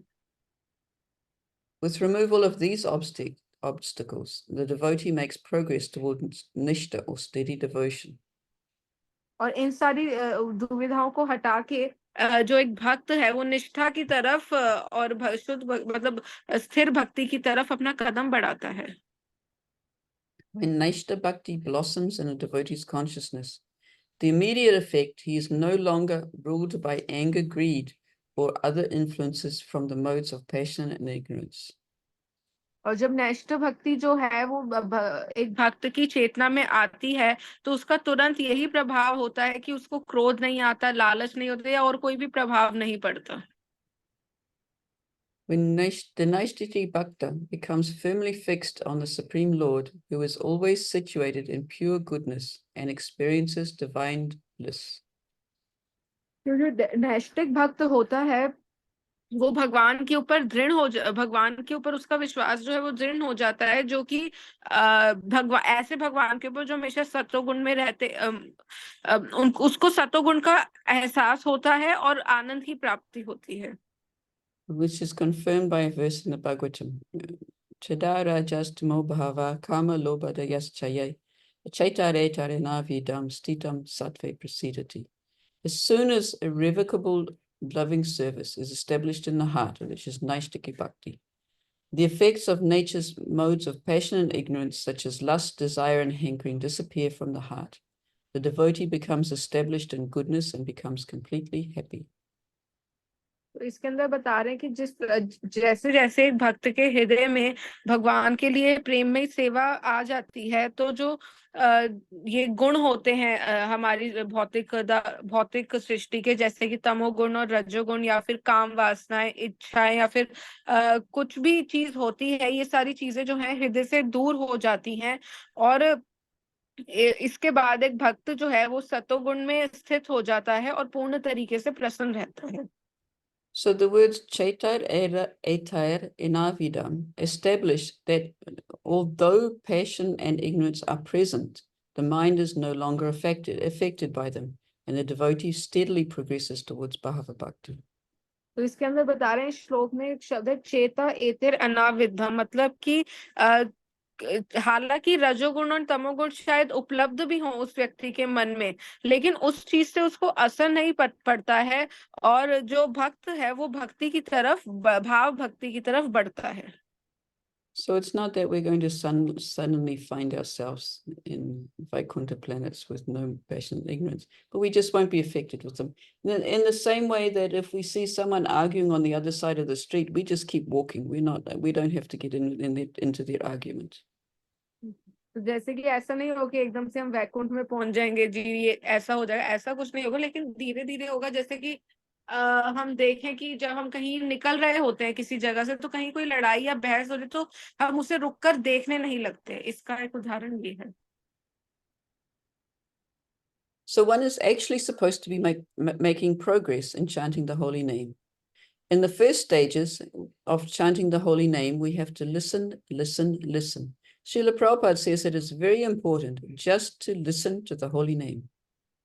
तो इसके अंदर बता रहे हैं कि एक भक्त को वास्तव में नाम जप करने में अपनी जो उन्नति है उसको बढ़ाना पड़ेगा, और जो पहले पहले ये स्तर होते हैं हरि नाम के जप में, तो उसका यही है कि हमें सुनना है, सुनना है और सुनना है. श्रील प्रभुपाद कहते हैं बहुत महत्वपूर्ण है हरि नाम का जप करते हुए उसे सुनना. By attentive listening to the holy name, the mind is gradually becoming controlled and cleared. And when the mind is controlled and cleared, what begins to manifest in a clear mind is a particular form of one's worshipable Lord. इसके अंदर बता रहे हैं कि ध्यान पूर्वक सुनने से जो मन है वो धीरे धीरे कंट्रोल में आ जाता है और साफ हो जाता है, और जब मन जो है वो वास्तव में कंट्रोल में आ जाता है और साफ हो जाता है, तो क्या होता है कि जो हमारे पूजनीय इष्ट होते हैं वो हमारे हृदय में प्रकट हो जाते हैं. Bhaktivinoda Thakur explains that by chanting the holy name of the Lord comes the form, then the qualities, and then the pastimes of the Lord. और फिर भक्ति विनोद ठाकुर बता रहे हैं कि जप करने से भगवान के नाम, रूप, गुण, लीला का स्मरण होता है. And then everything is revealed. Even one's eternal relationship with the Lord is revealed simply by chanting the holy name. और फिर सब कुछ हमें दिखने लगता है साफ साफ, यानी कि इतना भी कि जो हमारा भगवान से वास्तव में संबंध है वो भी हम देख पाते हैं. So how does one get from the platform of Nama Parad to Nama Bas and gradually come to the platform of Shuddhana? तो किस प्रकार से एक भक्त जो है वो नाम अपराध के स्तर से नामाभास पर आता है और फिर धीरे धीरे शुद्ध नाम पर. Even though committing offenses while chanting, one has to be thinking, I want to become free from those offenses. तो हमें अपराध करते हुए भी, अगर हम जब करते हुए अपराध कर रहे हैं, तो हमें तब भी यही सोचना चाहिए कि मुझे इन अपराधों से मुक्त होना है. That attitude enables one to make progress in chanting the holy name of the Lord. और यही जो व्यवहार है ये हमें हरि नाम के ऊपर उन्नति करने में प्रोत्साहित करता है. So everything is there in the chanting of the holy name. तो सब कुछ जो है वो हरि नाम के जप में ही है. The holy name is the Lord of our life. तो एक तरीके से देखा जाए तो जो हरि नाम है वो हमारे जीवन का भगवान ही है. Our devotional service is meant to be performed. All of our devotional service is meant to be performed in relationship to the holy name. और जितनी भी हम भक्ति कर रहे हैं वो सारी हरि नाम के संबंध में होनी चाहिए. All our progress in life is meant to be gauged according to our relationship with the holy name. और जितने भी हमारी जीवन में उन्नति है वो सारी हमारे हरि नाम के साथ संबंध के अनुकूल होनी चाहिए. Srila Prabhupada taught us that we're actually servants of the holy name of the Lord. तो श्रील प्रभुपाद ने हमें बताया है कि हम वास्तव में हरि नाम के दास हैं. We render service in two ways. Firstly, by chanting the holy name of the Lord. तो हम दो प्रकार से नाम की सेवा करते हैं. पहला उसका जप कर कर, And secondly, by distributing the glories of the holy name of the Lord.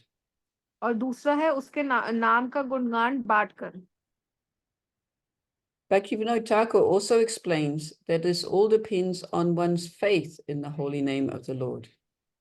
और भक्ति विनोद ठाकुर कह रहे हैं कि ये सब जो है हमारा नाम पे कितना विश्वास है उस पे भी आश्रित है।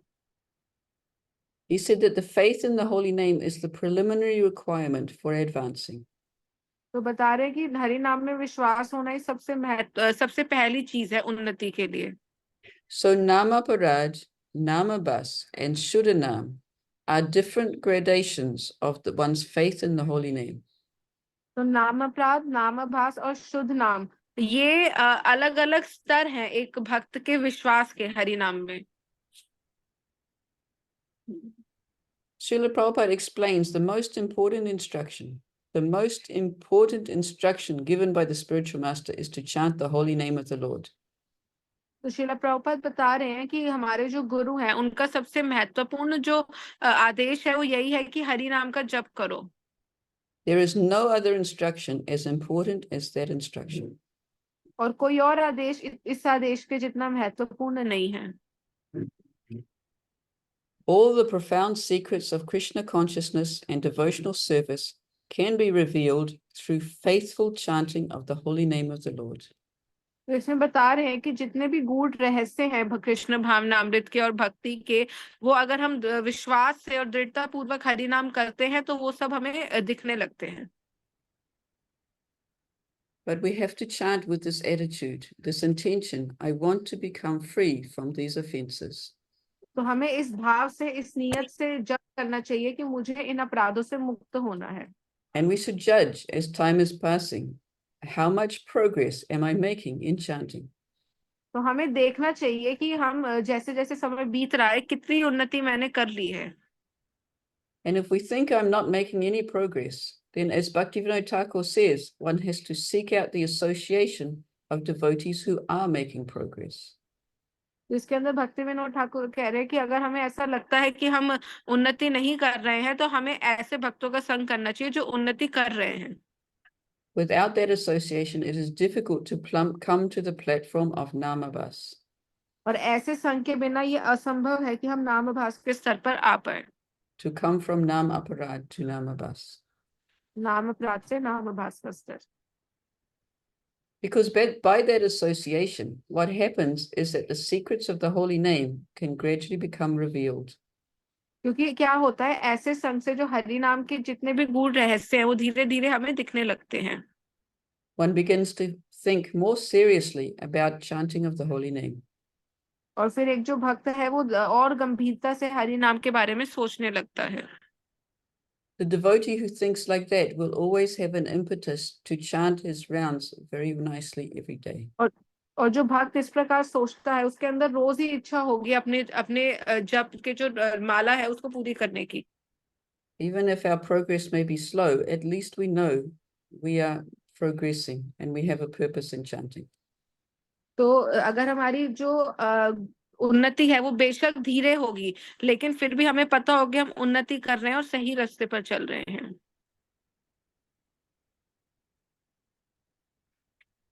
Okay. So now do we have any more questions? तो अभी कोई और प्रश्न है किसी भक्त का आज की कक्षा से या कल की या पहले का कुछ भी ऐसा याद आया हो? Vrindavaneshwari. Mataji. Hare Krishna. Mataji, it was such a wonderful class. Thank you so much. Gave a lot of insight. I wanted to revise the 5 obstacles that are mentioned by Bhakti Vinod Thakur about like I remember Laya, you said Vikshepa, Laya. Pratipatti. What Yeah. were the 2 others? And then there were 2 others. I wonder where that was. Kasaya, one was Kasaya. Yes, one was Kasaya.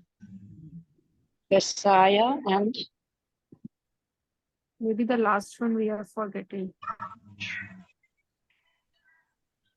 शांति माता जी आप mute कर लो, आप unmuted हो। Okay. Just trying to find it. Oh, okay. First is laya, which is sleepiness. Yes. Second is vikshepa, which means distraction. Right. Yeah. Third is apratipati, which is when laya and vikshepa are absent, but one still feels disinterested in chanting.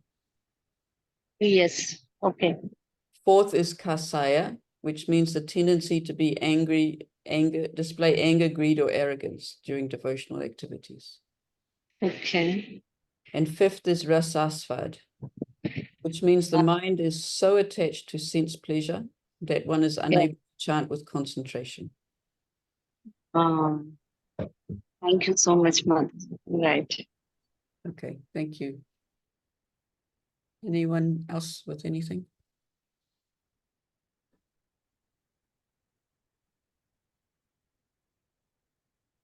I don't think so. I can't see anyone raising their hands. Mahima, did you want to ask some questions? Hare Krishna, you have to unmute just so that other people can hear you.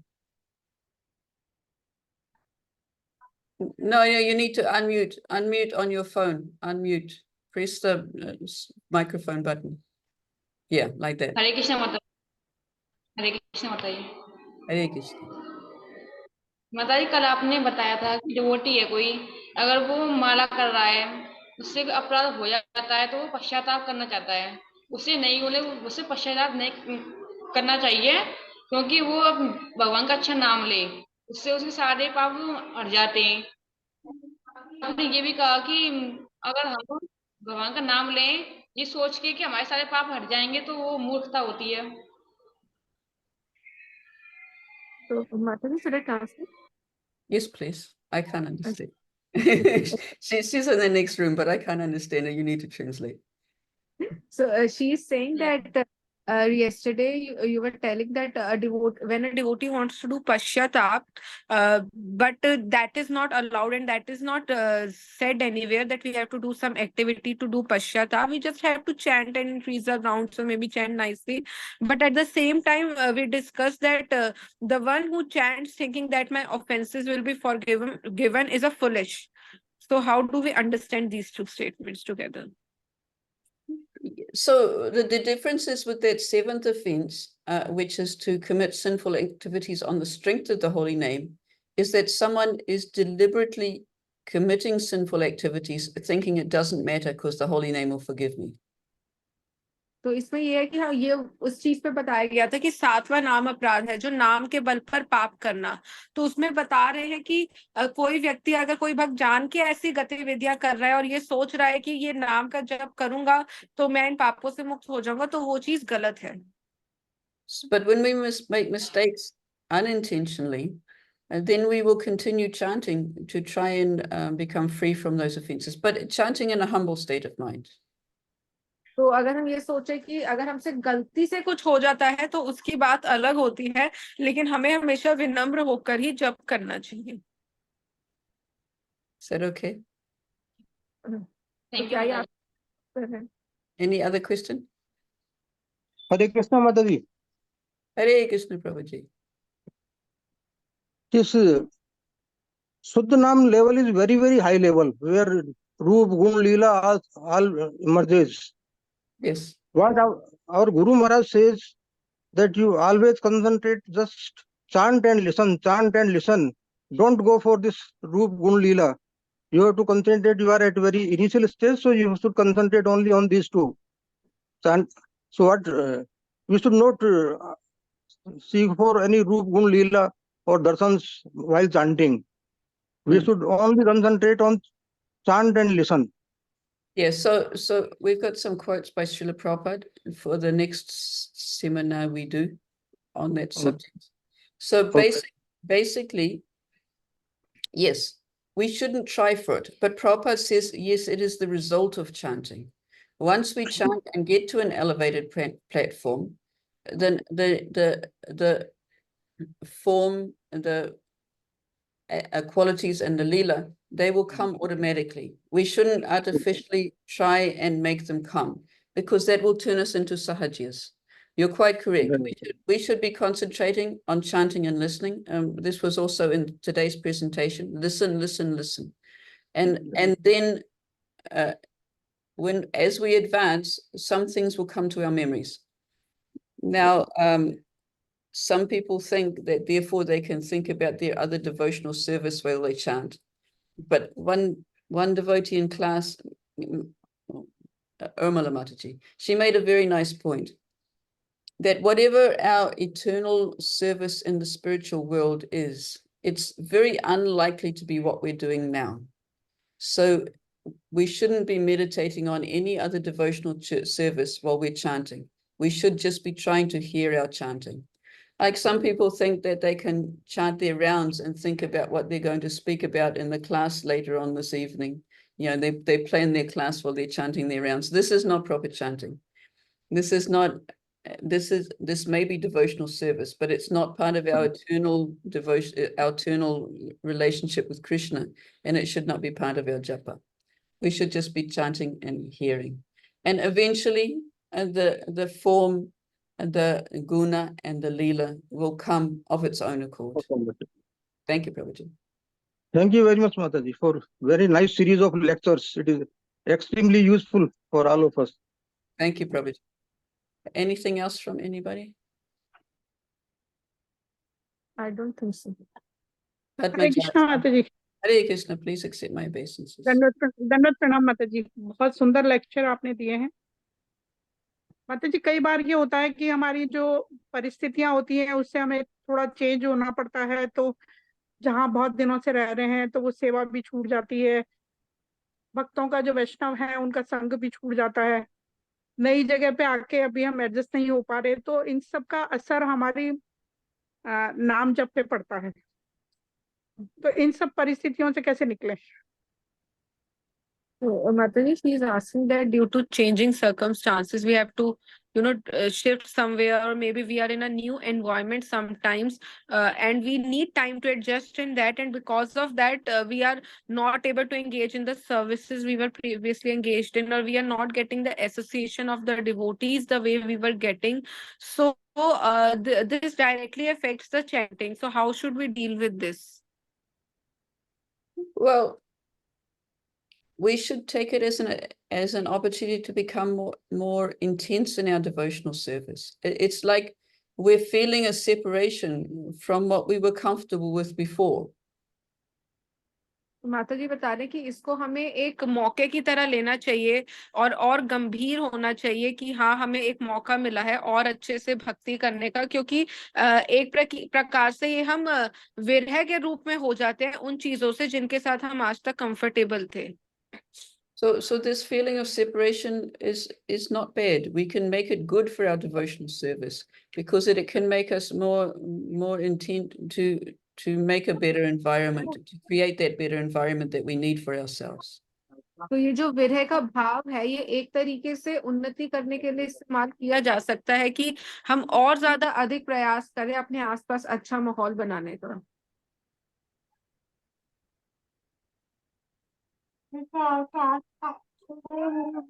Thank you माता जी। हालांकि बहुत कठिन है ये सब करना, क्योंकि adjust ही नहीं कर पा रहे हैं, तो बहुत वो सारे अपनी सिचुएशन में अपने आप को ढालना थोड़ा डिफिकल्ट तो लग रहा है। It's so difficult to these situations. Yeah, Krishna didn't promise that everything would be easy for us. तो कृष्ण ने कहीं भी ऐसा वादा नहीं करा था कि सब कुछ हमारे लिए बहुत आसान होगा। Sometimes he gives us difficulties just to make us more determined. तो कृष्ण कभी कभी हमें ऐसी दुविधाएं देते हैं ताकि हम और ज्यादा दृढ़ हो सकें। There's that verse in the Bhagavatam, Tat Tanu Kampam Sumikshamanu. A devotee always takes any difficulties that come in his life as being minimized by the Lord anyway, and also as being there for our purification. तो जो एक भक्त है वो किसी भी चीज को इस प्रकार समझता है, किसी भी मुसीबत को, कि ये तो पहले ही भगवान के द्वारा कम कर दी गई है। And Prabhupada gave the example, suppose my karma was to be killed, but instead I just break my finger. That's good, isn't it? तो प्रभुपाद उदाहरण देते हैं कि मेरे कर्मों के अनुसार तो मेरे को मर जाना चाहिए था, लेकिन सिर्फ मेरी उंगली ही कटी है, तो ये क्या अच्छी बात नहीं है? So we should be thankful. धन्यवाद करना चाहिए। अच्छा माता जी, चैंटिंग के टाइम में प्रभुपाद का चैंटिंग या गुरु महाराज की चैंटिंग लगा सकते हैं लाइट थोड़ा कम वॉल्यूम में? Yeah, it should be come volume. We should be able to hear ourselves chanting. But तो it's not, इतनी बात है कि हमें हमारा जप सुनाई दे। but we shouldn't be listening to Thank you. kirtan while we're chanting japa. लेकिन हमें कीर्तन नहीं सुनना चाहिए जप करते समय। Kirtan is also an exclusive activity. If we're listening to kirtan, we should listen to kirtan. तो कीर्तन भी एक प्रकार से एक अलग गतिविधि है, और अगर हम कीर्तन सुन रहे हैं तो हमें सिर्फ कीर्तन ही सुनना चाहिए। We do put kirtan, like in our restaurants, we sometimes have the kirtan playing as a background music for the new people. But for ourselves, we should also treat kirtan as being an exclusive activity. तो जैसे कि हम देखते हैं हमारे जो restaurants हैं ISKCON के, वहां पे भी इस्कॉन कीर्तन चलता रहता है पीछे से, तो ठीक है, वो नए लोगों के लिए ठीक है, लेकिन हम लोगों के लिए कीर्तन सुनना है तो एकाग्र होके बैठकर ही सुनना चाहिए। ये एक अलग गतिविधि है। Okay. Any other questions from anybody? Thank you very much माता जी। Thank you. And Hari. welcome. I think we can wind up. No more questions I can see. Okay. All right. We can do that. And do you want to come back next week? Let me just open my calendar once. Yeah. Okay. You get back to me. All right. Thank you. Vansha. No, I'm just saying that I'll opening right now. If you have 2 minutes, we can discuss maybe. You can wait. You can wait. Hare Krishna. Hare Krishna. Hare Krishna. Okay, हम माता जी का धन्यवाद करेंगे। 3 दिन का समय माता जी ने हमारे लिए निकाला, और शीघ्र ही माता जी नेक्स्ट मंथ फिर हमारे को वैष्णव सदाचार कोर्स भी करवाएंगी। तो माता जी बहुत बहुत धन्यवाद आपका। आपने इतने बिजी शेड्यूल में से हम लोगों के लिए इतना समय निकाला। तो लेट अस चैंट 3 times हरे कृष्ण महामंत्र फॉर माता जी। हम सब हाथ उठा करके 3 बार माता जी के लिए हरे कृष्ण महामंत्र बोलेंगे। हरे कृष्णा कृष्ण कृष्ण हरे हरे कृष्ण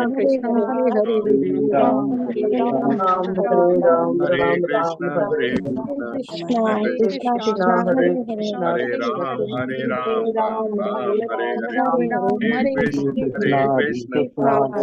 कृष्ण हरे हरे राम थैंक यू माता जी, बहुत बहुत धन्यवाद आपका। Well, thank you. So you can discuss with everybody else about it when you want the next seminar. And Yes, are you available on 6th, 7th, and 8th June? If you are available, we can discuss with everyone later on. yeah, this should be fine. I've got the next Bhakti Sarachar doesn't start till right at the end of June. I think the 30th of June or something. So June is fine for me. Okay, we'll just let you know. I think 6th, 7th, and 8th is comfortable, but we can discuss in offline class and let you know. Yeah, no problem. You can let me know later. Okay, thank you. Mataji, Vancha Kalkaruve. Kripa Sindhu. Thank you so much, Mataji. Thank you for your time. Okay, thank you. Hare Krishna, everybody. Hare Krishna Mataji. Thank you. Thank you so much, Mataji. Hare Krishna. Jai Mataji.